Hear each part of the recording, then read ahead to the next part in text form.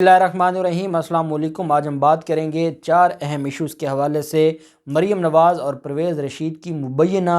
Audio के हवाले से। बिलआखिर जो तंजीमें हैं, सहाफ़ती तंजीमें, उन्होंने शदीद अल्फाज में मज़म्मत की है और ये सारी तंजीमों ने मज़म्मत की है जो जियो जंग से रिलेटेड हैं, क्योंकि बहुत ज़्यादा प्रेशर था सोशल मीडिया का, अवाम का, कि ये जो तंजीमें हैं नाम नहाद, ये क्या कर रही हैं, ये क्यों खामोश हैं, किस वजह से खामोश हैं, ये सवाल उठाए गए थे। और इस ऑडियो के आने के बाद 24 घंटों बाद ख़याल आ गया इन तंजीमों को, और इन सारी तंजीमों ने शदीद मज़म्मत की है, उसका भी मैं आपके साथ शेयर करूँगा। EVM के इस्तेमाल से मुतल्लिक़ इलेक्शन कमीशन ऑफ पाकिस्तान के वफ़द की ब्राज़ील के सफ़ीर से मुलाकात हुई है, क्योंकि ब्राज़ील का जो EVM का सिस्टम है वो बड़ा स्ट्रॉन्ग है। उनसे डिस्कशन हुई है। एक खुशाइंद बात है कि इलेक्शन कमीशन EVM के हवाले से वर्किंग कर रहा है। वज़ीर आज़म इमरान ख़ान, बड़ा दिल रख कर वज़ीर आज़म इमरान ख़ान ने PTI का जो फ़ॉरेन फंडिंग केस है और उसमें इलेक्शन कमीशन की जो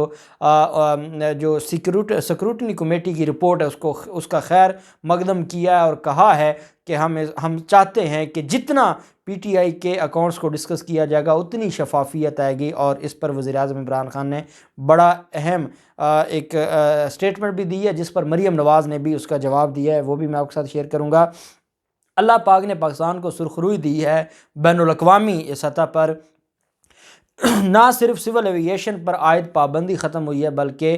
PIA पर जो पाबंदियाँ थीं यूरोप में, अमेरिका में, बरतानिया में, अब वो पाबंदियाँ हटा दी गई हैं और अब PIA पूरी दुनिया में अपनी फ़्लाइट्स का जो सफ़र है वो जारी रख सकती है। और वो पाबंदियाँ जो मुश्तबा जो लाइसेंस थे पायलट्स के उसकी वजह से लगी थी, अल्हम्दुलिल्लाह आ जाके वो सारी पाबंदियाँ ख़त्म हुई हैं। उसके ऊपर भी हम बात करेंगे। पहले तो मैं आपको बताता चलूँ कि EVM के इस्तेमाल के हवाले से इलेक्शन कमीशन ऑफ पाकिस्तान के वफ़द ने ब्राज़ील के सफ़ीर से मुलाकात की है, जिसमें इलेक्ट्रॉनिक वोटिंग मशीन और इंटरनेट वोटिंग के बारे में ब्राज़ील के तजर्बे के बारे में मालूमात हासिल की गई हैं। रिपोर्ट के मुताबिक सेक्रेटरी उमर जो है इलेक्शन कमीशन के सेक्रेटरी उमर हमीद ख़ान की सरबराही में इलेक्शन कमीशन के वफ़द ने मुलाकात की है। कानून में हालिया तरमीम की रोशनी में इंतखाबात में टेक्नोलॉजी का इस्तेमाल, EVM बायोमेट्रिक वोटिंग मशीन से मुतल्लिक़ मनसूबे और बैरून मुल्क पाकिस्तानियों, मुकीम पाकिस्तानियों के लिए आई वोटिंग के बारे में उन्होंने बातचीत की। उमर हमीद ख़ान ने यह वजाहत की कि इलेक्शन कमीशन नई टेक्नोलॉजी के हसूल के लिए ठोस कोशिशें कर रहा है और इसके लिए बैनुल अक़वामी बेहतरीन तरीक़ों और मेयारात पर अमल करने की ज़रूरत है। ताहम उन्होंने कहा कि टेक्नोलॉजी के हसूल के लिए मौरूसी चैलेंजेस का मुकाबला करना होगा, जिनसे ब्राज़ील जैसे ममालिक ने कामयाबी से मुकाबला करके वो निपटे हैं। उन्होंने कहा कि इलेक्शन कमीशन ऑफ पाकिस्तान के साथ मुतअद्दिद इंतखाबी और आबादियाती मुमासलत रखने वाले मुल्क ब्राज़ील के तजर्बात से मुस्तफ़ीद होना चाहेगा। मुलाकात के दौरान इलेक्शन कमीशन के अहदेदारों के तकनीकी दौरों, माहिरीन के तबादले, टेक्नोलॉजी का इश्तराक, तरबियत और इस्तेदाद कार बढ़ाने जैसे शोबों की निशानदेही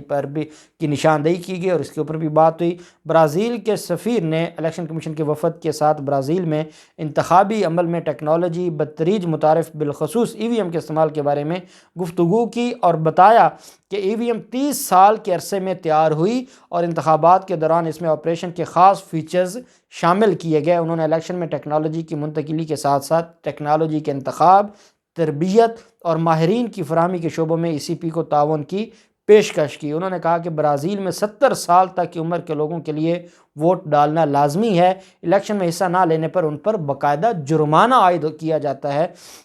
ECP के सेक्रेटरी और ब्राज़ील के सफ़ीर ने टेक्नोलॉजी के इस्तेमाल पर मिलकर काम करने और दोनों ममालिक के दरमियान इस मामले पर तल्लुकात को बरकरार रखने पर इत्तफ़ाक़ किया। वाज़ेह रहे कि ब्राज़ील में 1969 में EVM पहली बार मुतारिफ़ करवाई गई थी, जहां ब्राज़ील 1969 में खड़ा था। पाकिस्तान 2021 में भी वहां हमारे जो ख़ास नाम नहाद करप्ट माफिया है, आज भी वो EVM को बर्दाश्त नहीं करना चाहती। ब्राज़ील 1969 में पहली दफ़ा EVM मुतारफ़ करवाई गई और ये भी इमरान ख़ान का एहसान है इस कौम के ऊपर कि उन्होंने इतना बड़ा स्टेप लिया। चाहे इमरान ख़ान की पूरी हुकूमत स्टेक पर चली गई थी, उसके बावजूद انہوں نے یہ رسک لیا اور ای وی ایم کی جو قانون سازی ہے وہ مکمل کی، اور اب میں امید کرتا ہوں کہ الیکشن کمیشن اس سارے معاملے کو جس طریقے سے لے کے چل رہا ہے، یہ معاملہ اچھے طریقے سے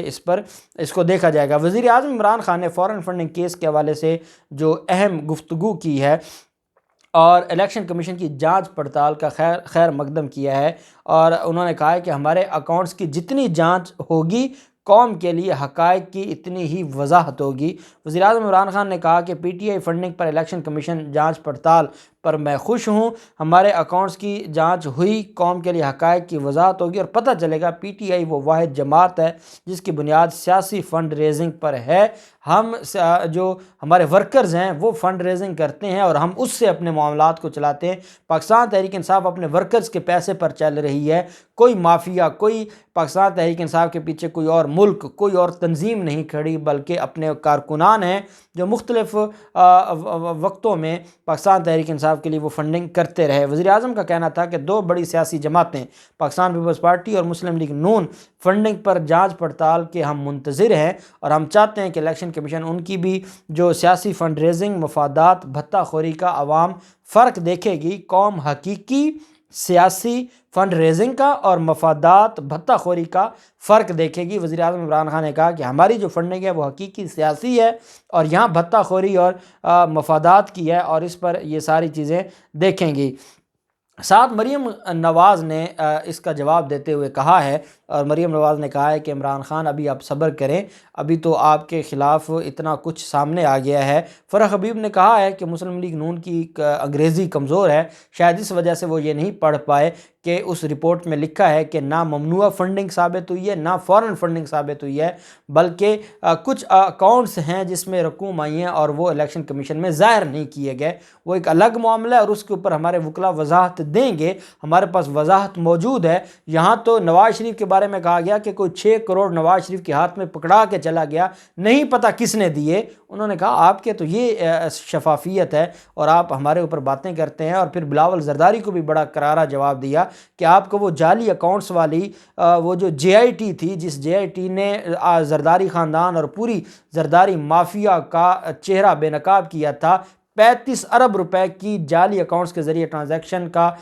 ثبوت سامنے لے کر آئے تھے، جس میں بلاول زرداری خود ملزم ہیں۔ تو انہوں نے کہا کہ بلاول زرداری کو شرم آنی چاہیے ایسی بات کرتے ہوئے، بلاول زرداری کو پہلے اپنا گربان دیکھنا ہوگا، اس کے بعد کسی اور کے خلاف بات کرنی ہوگی، یہ ایسے معاملہ نہیں چلے گا۔ وزیر اعظم عمران خان کے اس بیان پر مریم نواز نے جو تنقید کی ہے، مریم نواز کی جو تنقید ہے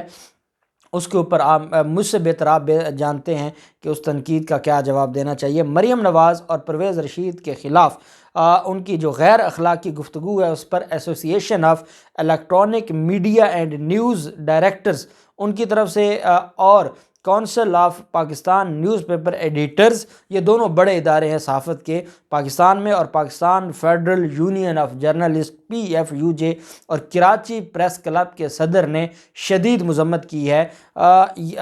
جو تنظیمیں ہیں انہوں نے کہا کہ مذموم مقاصد کے لیے کسی بھی سیاسی جماعت یا ادارے کی جانب سے ورکنگ جرنلسٹ کی توہین کو مسترد کرتے ہیں۔ کسی شخص یا ادارے کو میڈیا ہاؤسز کو ڈکٹیٹ کرنے کا حق نہیں ہے۔ سی پی این ای نے کہا کہ مبینہ آڈیو لیک میں سیاستدانوں کی صحافیوں کے خلاف غیر اخلاقی گفتگو نے میڈیا کنٹرول کرنے کی پوشیدہ آمرانہ سوچ کا پردہ چاک کر دیا ہے۔ PFUJ کے صدر شہزادہ ذوالفقار اور سیکرٹری جنرل ناصر زیدی نے کہا کہ پرویز رشید نے اپنی قیادت کو خوش کرنے کے لیے صحافیوں کے بارے میں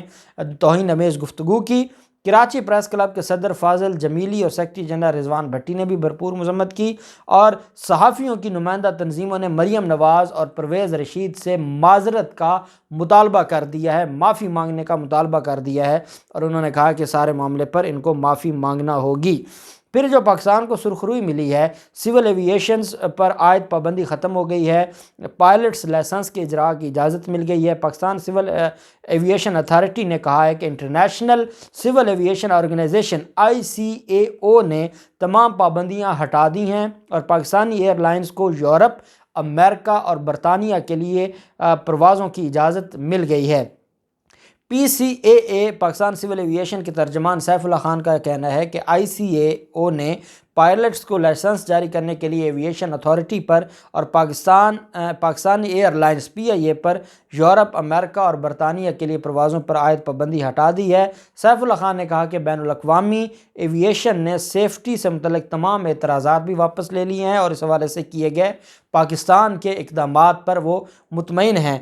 ICO نے پاکستان سول ایویشن اتھارٹی کے ڈائریکٹر جنرل خاقان مرتضیٰ کو خط میں لکھا کہ پاکستان نے تمام اعتراضات پر اطمینان بخش اقدامات کیے ہیں۔ ICAO کے اس اقدام کے بعد PIA سمیت تمام پاکستانی ایئر لائنز پر یورپ، برطانیہ اور امریکہ کے لیے پابندیاں ختم کی گئی تھیں۔ یہ جو پابندیاں ICAO نے ستمبر 2020 میں پاکستان کو مشورہ دیا تھا کہ وہ اس سال مئی میں پاکستان انٹرنیشنل ایئر لائنز کے طیارے کے حادثے کے بعد جعلی لائسنس کا معاملہ منظر عام پر آنے کے بعد جو اصلاحی کارروائی کرے اور کسی بھی نئے پائلٹ کا لائسنس کا جو